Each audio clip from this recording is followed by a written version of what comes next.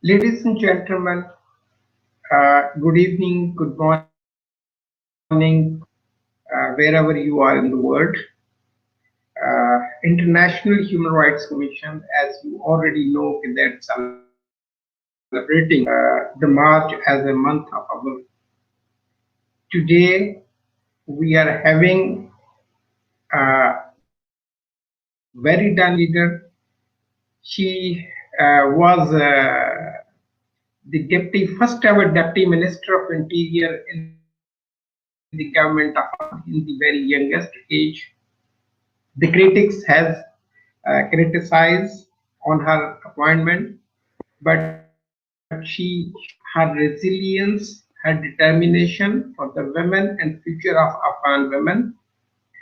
She stood her determination for the peace, for education, for empowerment of a woman, and she was none other than Miss Hosna Jalil, the first ever Afghan deputy minister in the government.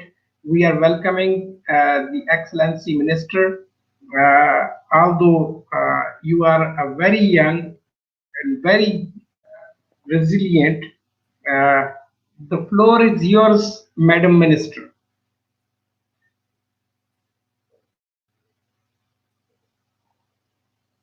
Thank you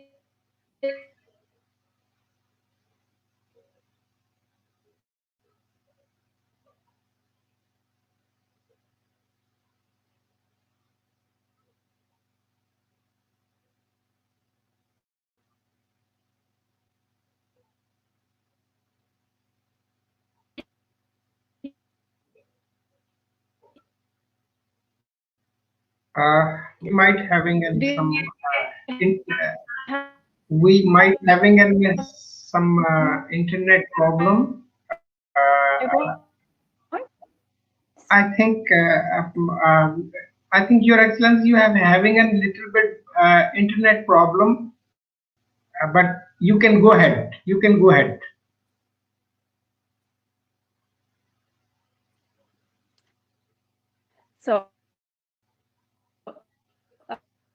I'm told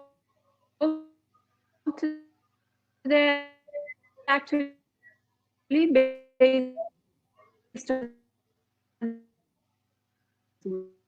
we have as well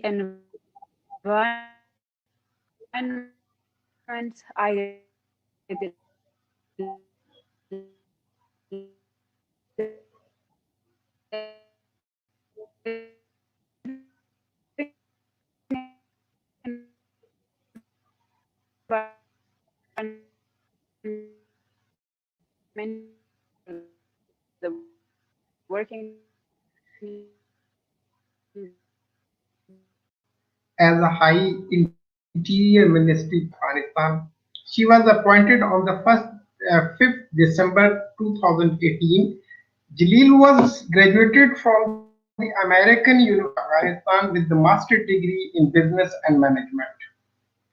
When she was appointed as the Deputy Minister for Interior, critics and so-called journalists has criticized her appointment, and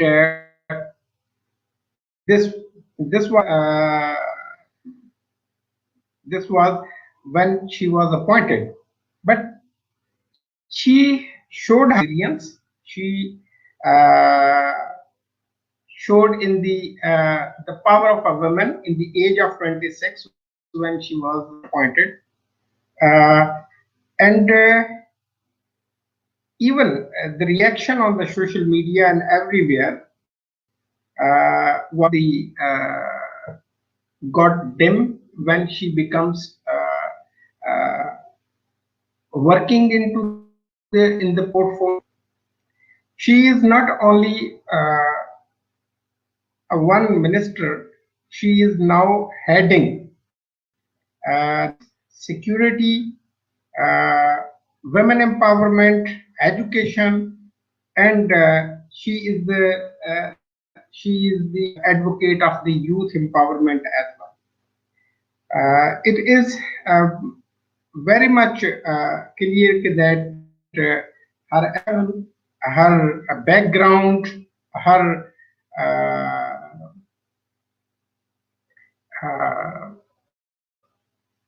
now is full of determination, dedication for the Afghan women.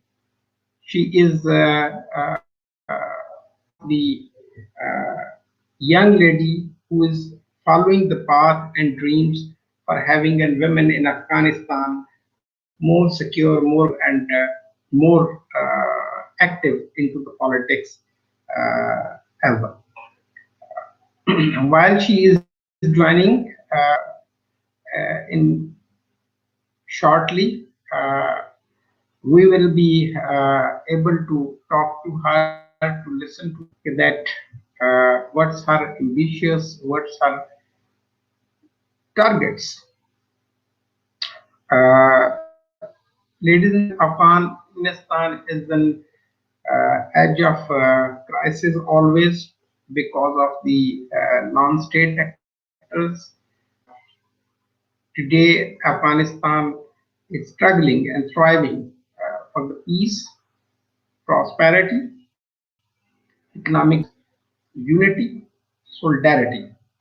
So this is the the Afghanistan. So Madam Minister is here, and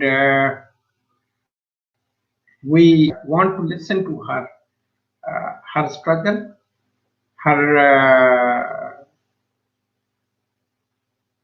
inspiration, and how she is motivating today the women of Afghanistan to work for the peace, prosperity, education, economic growth in Afghanistan. Madam Minister, you are here or listening?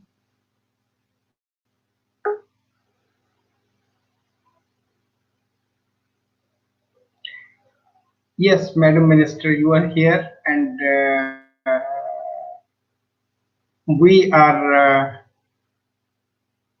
we are very happy to listen you so that I had made my statement on your appointment, on your education, on your career little bit so the people should understand that who is in front of them.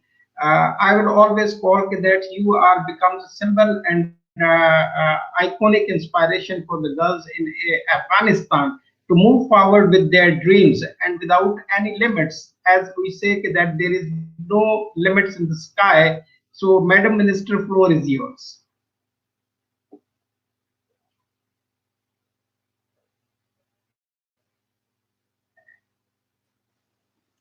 Thank you so much. I'm repeating myself. It's such a great pleasure and honor to be here today and connect with the friends, with the fellows, with the I don't know if the audience is only from Pakistan or other countries, but to anyone who is listening to us today and who has participated today, and I'm looking forward to have a more engaging session today.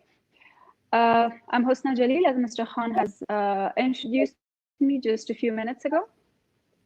And I'm told today actually to talk about the challenges that women face in the work environment. But I would love to connect those challenges, the work environment challenges or the working challenges, to the social and family challenges to a woman as well, because that is where the challenges start, and that is where a woman starts struggling.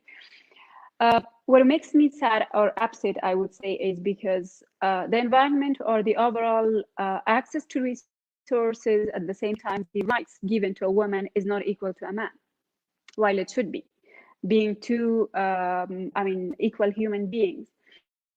But at the same time, what makes me happy is because the challenges in Afghanistan for a woman is not a very different one.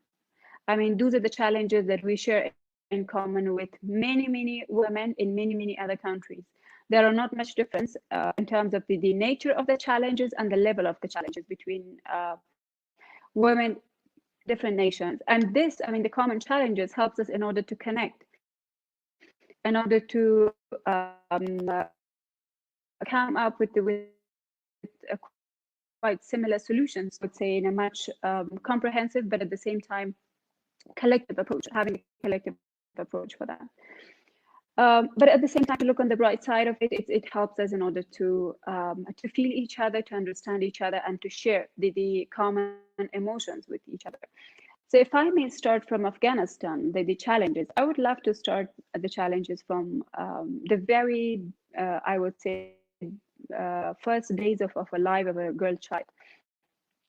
The challenge starts with the different views a family has, or parents sometimes has, towards their girl child or the boy child. The rights given to them, the limitations put on a girl child compared to a boy child. Giving them access to education, that is one of the biggest struggle a girl child has to deal with in order to get the right to education, but then later on higher education. But then after that, once we're coming to the social environment, of course, social environment, there are many, I would say, issues around the women's issues or around surrounding a teenage girl, I would say, that she has to deal with it. And those challenges are coming from the social barriers, the social limitations put ahead of a girl child or a girl teenage. There are so many social views from the woman. The view or this discriminatory is sometimes from the woman's side too, because that is how their minds are trained, or that is how they themselves have lived, and that has become a belief for them. And this little teenage has to deal with those social challenges as well, to get to, I would say, to speak, to get the freedom to represent herself, to get the freedom to define self beyond what how their parents or them, or coming back to the limitations or the barriers that society is putting in front of a teenage girl. But with all these, I mean, struggling with all these barriers and challenges, and coming back to a work environment and getting after getting the right education or the right training or skills, whatever they have, coming to a work environment. What happens to women having the equal access to resources, that has been a dream in many countries. And I think it's still a common challenge between all the women, among all the women across the world. The levels are different when it comes to equal access to resources. The levels are different, but the nature is the same. Some countries are struggling for equal pay. Some countries are struggling for much basic resources. So that is still there. But then when we come to the bigger challenge, the bigger challenge is not because a woman can struggle.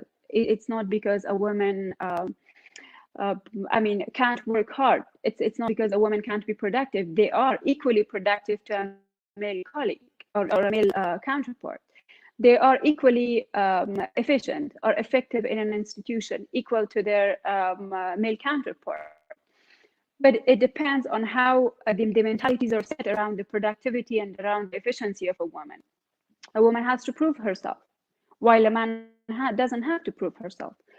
At the same time, a woman has to work harder than a man to prove herself. While on the other side, if we look at the other side, she has to work longer hours in order to prove herself. While on the other side, if you look at the social responsibilities, the family responsibilities of a woman, it is, I mean, we find it quite unfair to expect a woman in the working environment or the professional environment to work twice or three times or four times more than a man, than a male counterpart. But on the other side, if you look at the social responsibilities, she has to be, or the family responsibilities, she has to be a good mom, she has to be a good cook, she has to be good at taking care of the house or the household. She has to be good as a good daughter-in-law. She has to be a good sister-in-law. She has to be a good daughter, a good sister. There are so many social responsibilities that are somehow, it's taking the time of a woman, at the same time it's taking energy. But on the other side, we are expecting on the work environment as well not to work equal to a man, but just because she is not proven or no one accepts her, she has to work harder in the work environment as well. But what in return, what a woman is receiving, that is I think sometimes discouraging, but at the same time sometimes It is encouraging a woman in order to have that guts to be resilient, or to somehow to change the mentalities. And that is when you're not accepted to in an environment.